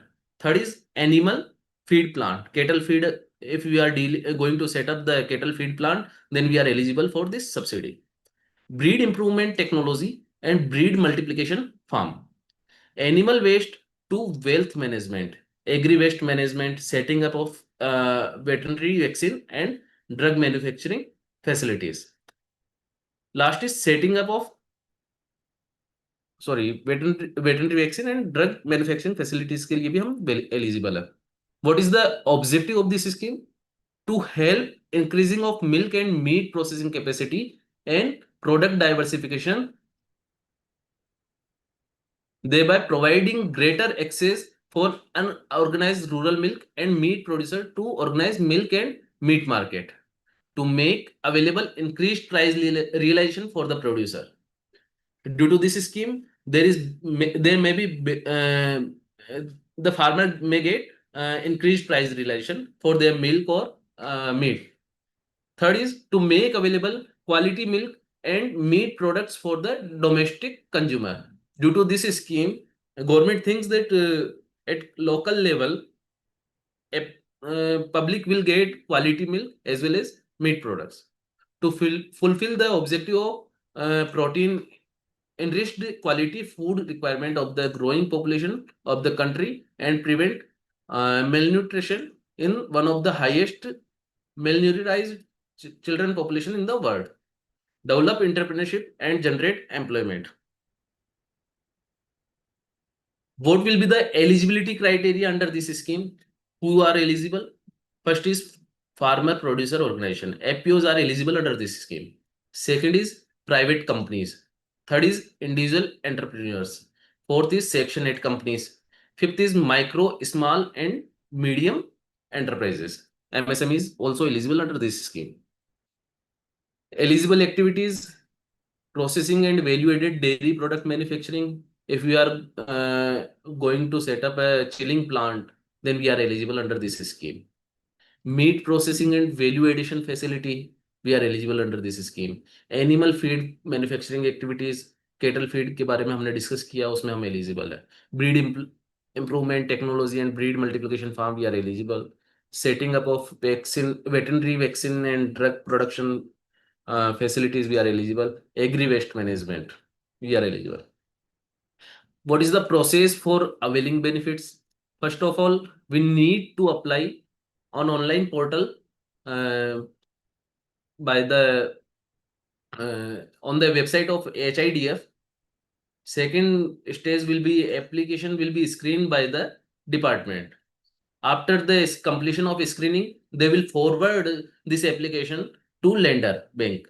Lender bank will be selected by the applicant itself at the stage 1. After the loan approval of the by the lender, lender will remit a sheet in which he will calculate how they will calculate how much amount is eligible for interest subsidy and what amount will be reimbursed as a subsidy. After the sharing the sheet to department will approve the interest calculation, interest subvention. After the sanction of subvention, uh, department will reimburse on quarterly basis in the account of applicant. There is basic conditions which are required for the scheme. Loan may be availed up to 90% of the project cost. Beneficiary contribution should be at least 10% and it may be vary upward. Interest subvention will be 3% for all eligible entities. 3% of it, if we are taking the loan on 9%, we are eligible for 3%, 6% will be charged by the bank. Bank will charge 9%, but 3% will be reimbursed from the Department of Agriculture. Interest rate should not be exceed 200 basis points plus external benchmark based lending rate. Basically, department has tie up with the all bankers that EBLR plus 2% will be the rate of interest in the case of if loan is sanctioned under this scheme. Maximum repayment period 8 years inclusive of moratorium of 2 years. It means repayment period 6 years, 2 years moratorium. Maximum tenure 8 years हो सकता है. If we are having tenure of 7 years, moratorium 2 साल का हुआ तो 5 साल का हमको बेनिफिट मिलेगा. CGTSME coverage, credit guarantee cover from CGTSME scheme for the loan up to 2 crore. CGTSME amount will be the CGTSME charges will be reimbursed by the department also. Now, after discussing of HIDF, we are now discussing on AIF scheme also. What is the AIF? Agriculture Infrastructure Fund. Basically, HIDF based on kettles, but AIF based on farm produces. Under this scheme, we are eligible for 3% interest subsidy for agriculture infrastructure projects. What type of agriculture infrastructure project? Primary processing है, secondary processing processor है. Primary processing covers grading, sorting, etc. And secondary processing is covered oil milling, pulse milling, flour milling, etc. Grain milling. Loan amount up to rupees 2 crore for eligible project. Project up to 2 crore loan we are eligible for this scheme. If we have loan of 3 crore, there we need to sanction 2 loan. One of 2 crore, second one is 1 crore. We are eligible for 2 crore loan and 1 crore will not be eligible for subsidy. Subsidy rate will be 3%. Repayment period, flexible repayment option with grace period. It means there may be a repayment period of 7 years and more. Eligible project warehouses, cold storage, food processing units, and agri-business infrastructure. One more thing we may cover, solar. In the Kusum scheme, if we are going to set up solar plant at agricultural land, so then we are eligible for 3% interest subsidy under this scheme also. What will be the eligible criteria? Who is the eligible entities? FPOs are eligible for the subsidy. Agri entrepreneurs and startups are eligible for the AIF subsidy. Cooperative self-help groups are eligible. Minimum project size should be 10 lakh. And geographical focus is pan-India. All over India, we are eligible for the subsidy. Applicant may avail the benefit for 25 units. It means if a person is going to set up a unit at Ajmer, he is eligible for second unit, at different place. He is eligible for third unit at further new different place. This time he is eligible to get total benefit for 25 units. What will be the application process? Application will be submitted to the designated nodal bank on the portal. Project evaluation and document submission. We will submit our project report along with KYCs. We submit our business plan.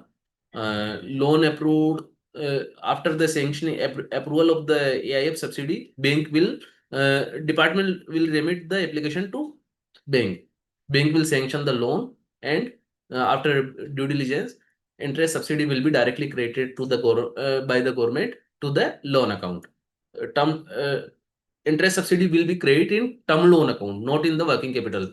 Due to this credit, government will get benefit interest subsidy. And what are the requisite document for the subsidy? First of all, we need to fill the properly application form, which is available on online portal. We need to submit project report, proof of eligibility, basically incorporation certificate, etc. In the case of FPO certificate, in the case of individuals, or KYC in the case of partnership or private limited, their document. Fourth is financial statements. For existing enterprises, we need to submit financial statement, last 3 years audit report and ITRs. Fifth is bank detail for subsidy credit. We need to fill our bank detail prima facie in application form. And sixth is land status. What is the land status? We need to submit about that. If we are owner of the property, then we need to submit our ownership proof. In the case of leasehold property, we need to submit our lease deed or rent agreement. These are the link for the scheme. We may download the scheme from this link. Now we are going to discuss about PMEGP scheme. We all know PMEGP is one of the oldest scheme in the India, which is beneficial for each new entrepreneur, whether applicant is agro or food processor or other MSME. Each person is eligible for the subsidy under this scheme. Who is the eligible? 18 plus years Indian citizen होना चाहिए वो. SHG हो सकता है, cooperative society हो सकती है, charitable trust हो सकता है, society and section 8 companies. Minimum applicant should be minimum 8th class pass out. In the case of if manufacturing enterprises, investment is more than 10 lakhs, and in the case of service enterprises, if project cost is more than 5 lakhs, applicant should be 8th pass out. In the case of project cost is less than 10 lakhs or 5 lakhs, he may be less than 8 pass out. What is the key feature of the scheme? Up to 35% subsidy. It means there is some criteria. In that case, we may avail 35% or maybe less. Collateral free loan up to rupees 10 lakhs. We are eligible for collateral free loan up to 10 lakhs. Bank may not ask for collateral up to 10 lakhs loan. Suitable for first time enterprise. This scheme is very suitable for first time entrepreneur. Next is employment generation in rural and urban area. Generally, this scheme is used by the applicant in the case of rural and as well as urban area also. In the case of urban area, we are eligible in different rate, and in the case of rural area, we are eligible for different rate of the subsidy. Support for both manufacturer and service sector. Generally, many schemes are not eligible for both of the manufacturer and service sector, but this scheme is beneficial for both of the applicant type of applicant. Now, what will be the financial assistance?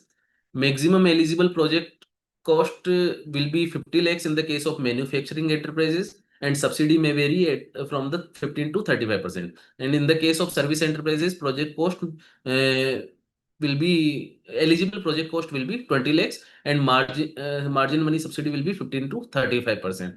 Margin money minimum will be 5% and 10% in different cases.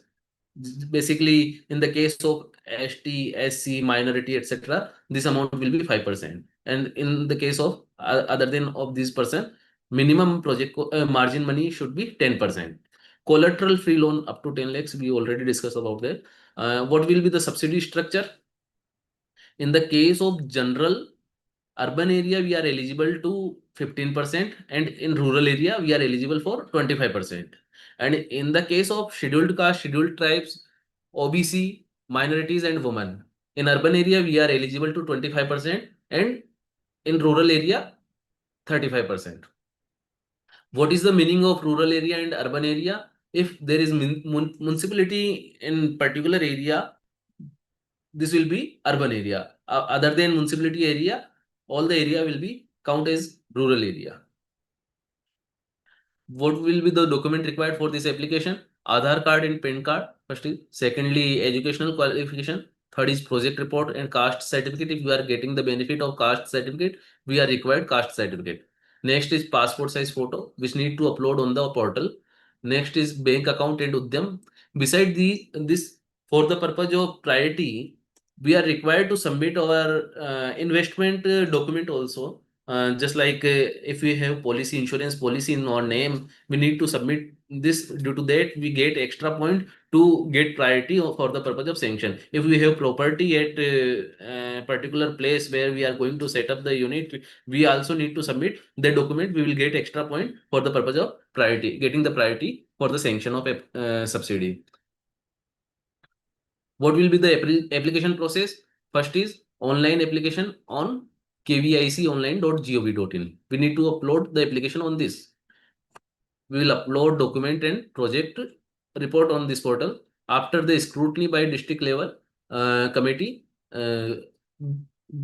application will be forwarded by the committee to bank. Bank name will be already selected at the application, and department will forward this application to bank.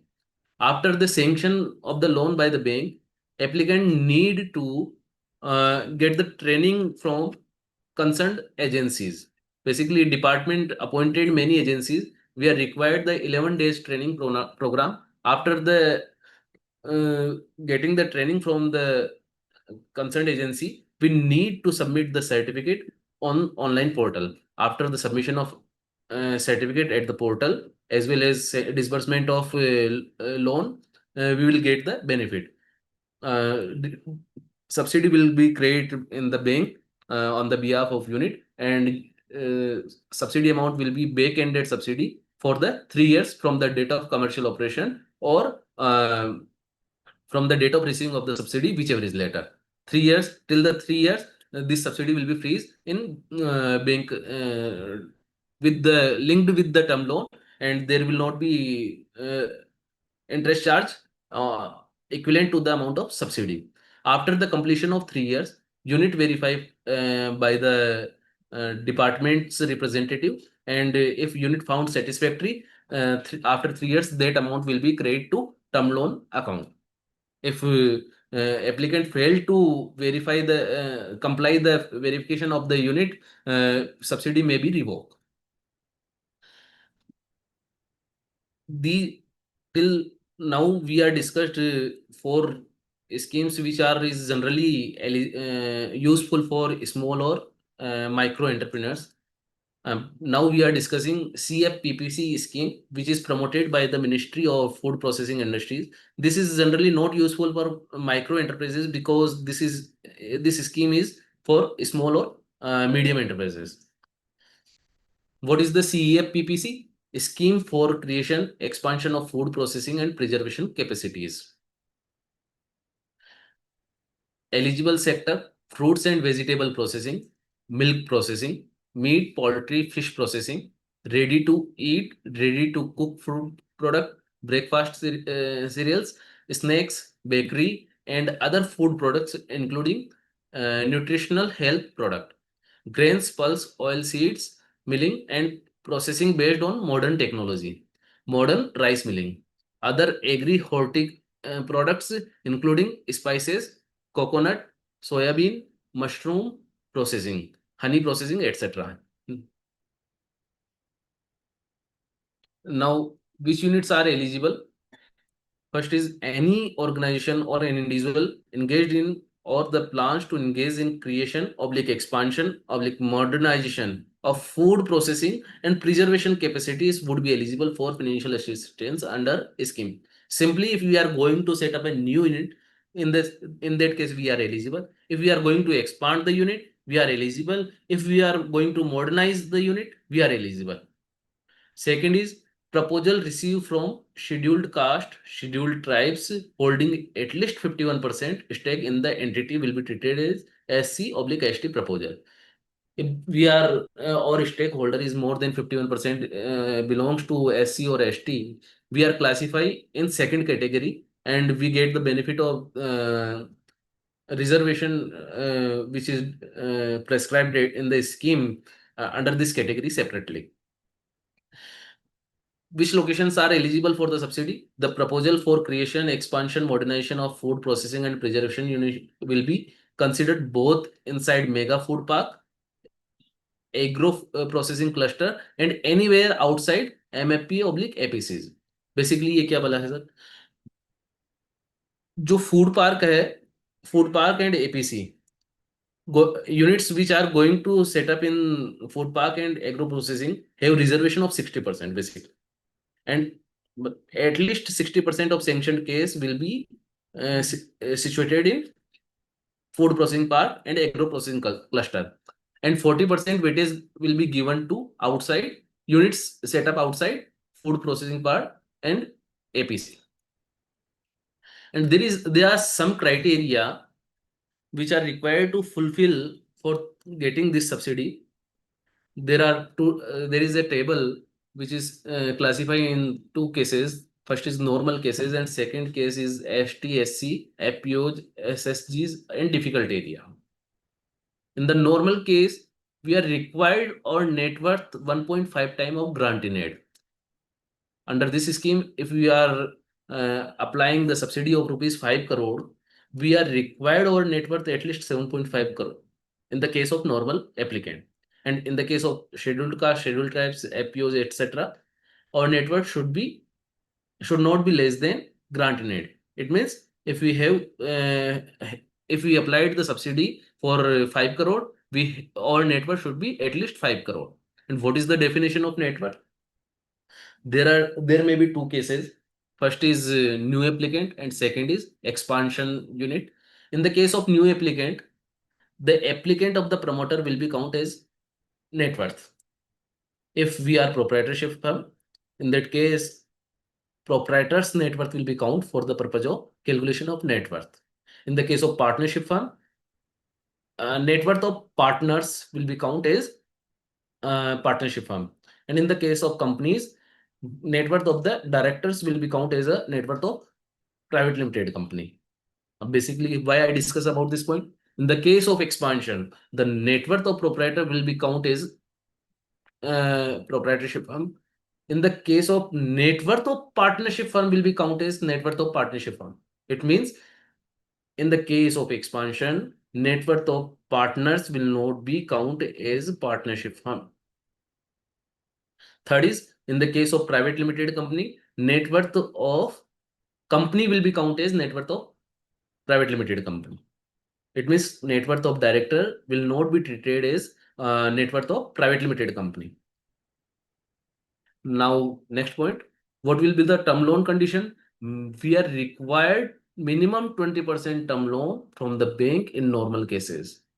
And in the case of scheduled caste, scheduled tribes, minimum term loan should be 10% of the total project cost. Infusion of equity.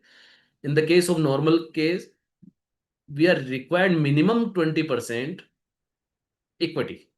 And in the case of other than normal case, we are required at least 10% equity. What will be the minimum project cost? Minimum project cost in the case of normal case will be rupees 3 crores, and in the case of scheduled caste and scheduled tribes and difficult area, this cost will be 1 crore. Minimum project cost should be 1 crore. Minimum marks. There are for the purpose of selection of subsidy, there are marking system. 60 marks are required in the case of normal scenario, and in the case of STSC scenario, we are required at least 45 marks. It means if we are not getting 60 marks, at least in the case of normal scenario, we are not eligible for subsidy. However, if we are getting 80 marks, but budget allocation for this scheme is 1000 crore, and 1000 crore is consumed, the applicants who got the marks more than 85 and above, then we cannot claim if we are getting the marks more than 60 or above. We are required marks as much as required for the purpose of completion of the allocated fund. This condition is also applicable for STSC also. However, some reservation criteria is applicable for STSC. If STSC have 45 marks, he will get the subsidy. If there are no much applicant, they will get the benefit. However, in normal scenario, many applicants having 80 marks, they are not eligible. In the case of subsidy, what will be the quantum of the subsidy? In the case of normal scenario, 35% of eligible project cost subject to maximum of rupees 5 crore. 35% के rate से मिलेगा और maximum subsidy 5 crore मिलेगा. And in the case of scheduled caste, scheduled tribes, this amount will be increased to 50% for the percentage point of view, and maximum amount will be same 5 crore. Now we may discuss one more thing under this scheme. If we are seeing the point, what will be the minimum equity? 20%. What will be the minimum loan? 20%. And what will be the subsidy? 35%. In the case of normal scenario, this subsidy, basically this subsidy is front-ended subsidy, not back-ended subsidy. Due to this, we are required the provision of 35% of subsidy in project cost, means of finance upfront. Let's say we our project cost is 100, then 35% is subsidy. Now 65% should be distributed between equity and bank loan. In the if you are seeing minimum 20% criteria is required for the purpose of equity. If we assume equity is 20, in the case of maximum loan will be 45% of term loan. This is generated from the scheme. Minimum project term loan is 20% and maximum will be 45%. This create from the point of infusion of equity 20, which is 20% minimum, and 35% is subsidy. It means 45% of the project will be maximum project term loan. And what will be the documents required for the purpose of application? The entire applicant, the entities applying for financial assistance are required to submit a non-refundable fees of rupees 20,000.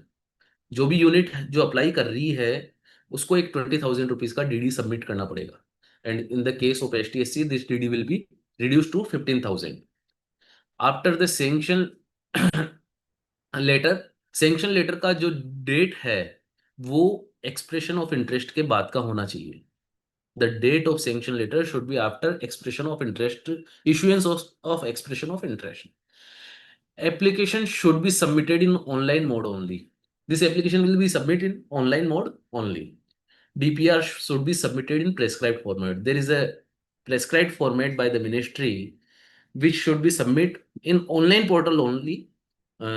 This will be in prescribed format. Details of land.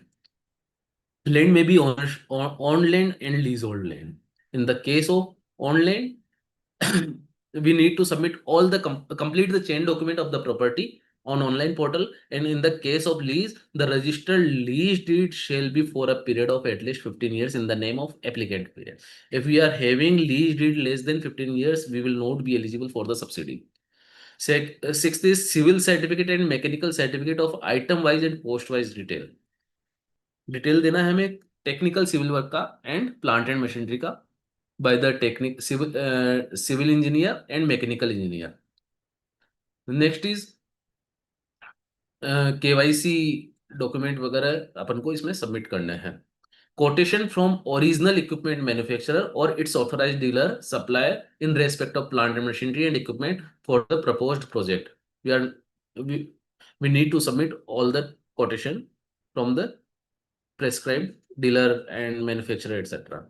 Various undertaking and certificate in prescribed format, correspondence, email, letters for possible forward and backward linkage. We are required to submit forward and backward linkage for the purpose of better selection, better priority for the purpose of selection, and all the documents should be self-certified. Basically, all these documents need to upload on online portal only. No hard copy will be submitted. They will not accept any document in the hard copy other than demand draft. Demand draft will be scanned and along with courier receipt, and that will be upload in the column of online demand draft. Remaining all the document will submit on online portal only. Now after CEFPC, if we think there are many benefit which are given at state level from various states. I belongs from Rajasthan, but there are many listener who belongs from different states. Basically, these benefits are easily available in each state, I think. We may divide the benefit in two parts: pre-production benefit and post-production benefit. First, pre-production benefit: exemption from land conversion charges and stamp duty. If you are going to purchase the land for the purpose of setup of agro, food processing and MSME, right? State government may provide this benefit for agro, food processing as well as MSMEs also. That's why we are discussing about all of three in this section. We are eligible for benefit all three type of category for the purpose of stamp duty and land conversion charges. And infrastructure support, plug and play sheds and common facilities. These benefits also available at pre-production as a pre-production benefit. Post-production benefit: in the case of agro processing and food processing, if your product belongs to agro processing, then reimbursement of mandi processing for agro, mandi fees for agro based units. Many APMC, maximum states APMC are charging mandi fees for the purpose of agro processing, agro based product.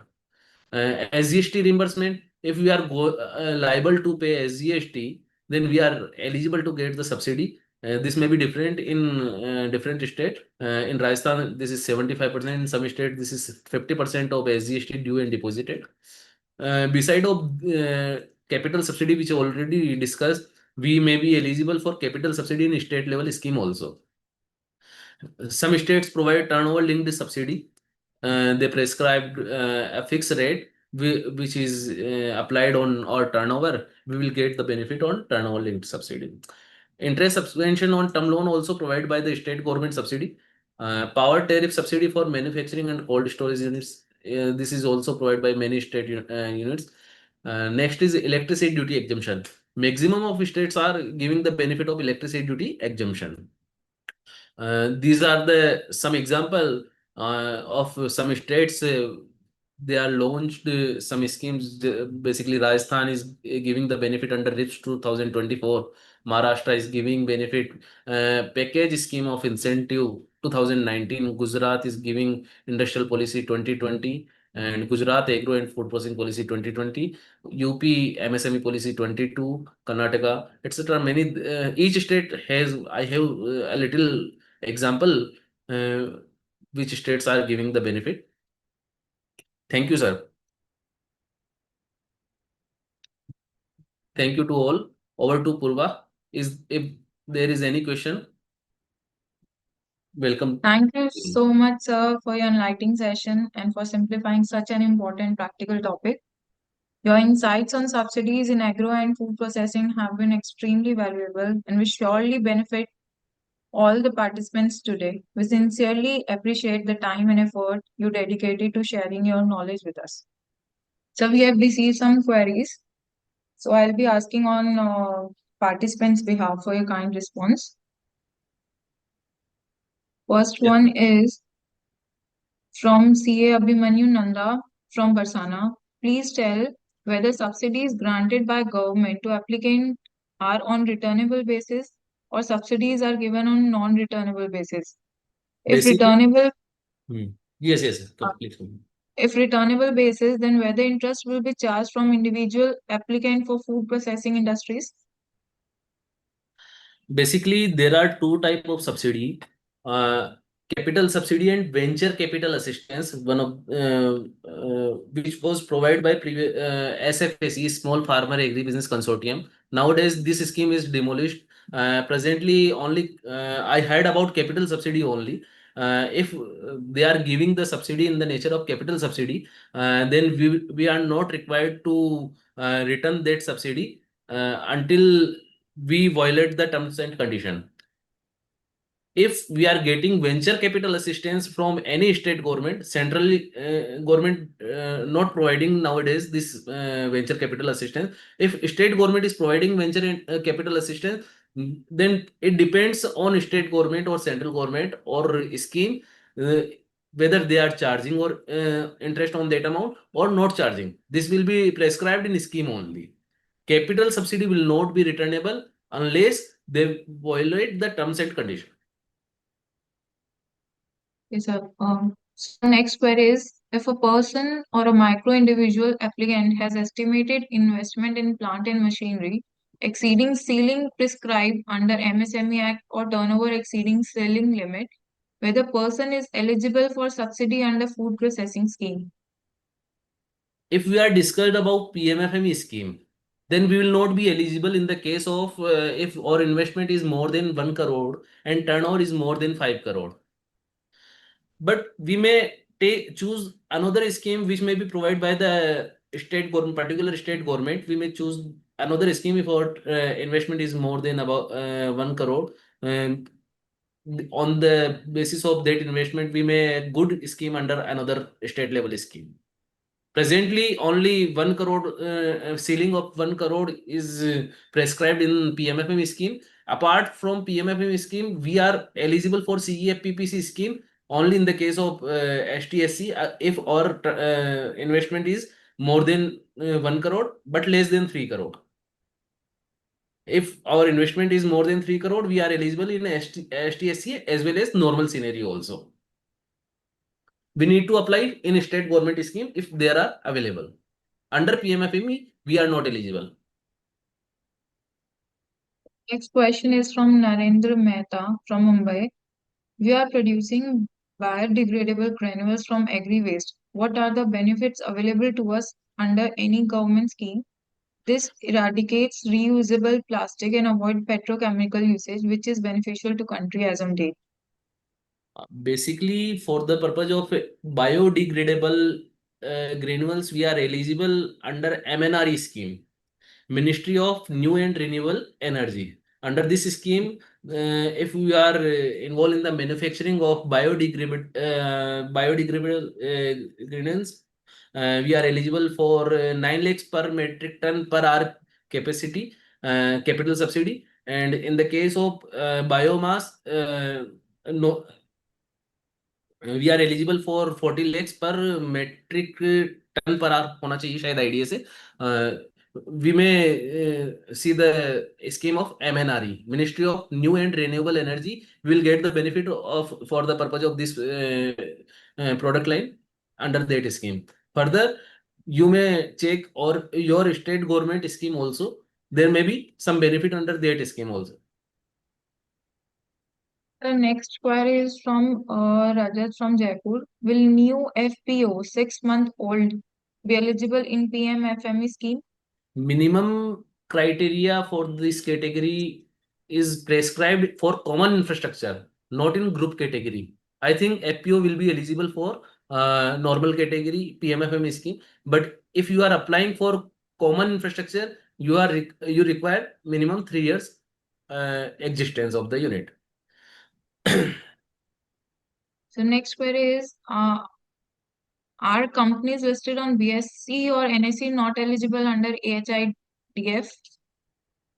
What? Please tell me again. Are companies listed on BSE or NSE not eligible under AHIDF?